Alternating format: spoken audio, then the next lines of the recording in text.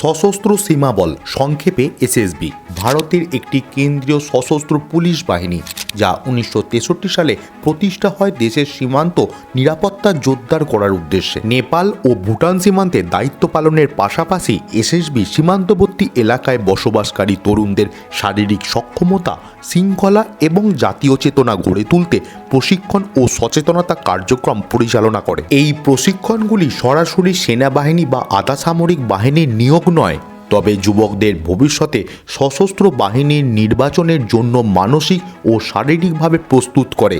শারীরিক ফিটনেস, জরুরি অবস্থার জন্য মহড়া, আত্মরক্ষা এবং নাগরিক দায়িত্ব সম্পর্কে জ্ঞান দিয়ে তরুণদের আত্মবিশ্বাস বাড়ানো হয়। এসএসবি এর উদ্যোগ সীমান্ত অঞ্চলের যুব সমাজকে মূল ধারার সঙ্গে যুক্ত করে এবং দেশ সেবার পথে এগিয়ে যেতে অনুপ্রাণিত করে, যা ভারতের নিরাপত্তা ব্যবস্থার একটি নীরব কিন্তু গুরুত্বপূর্ণ ভিত্তি।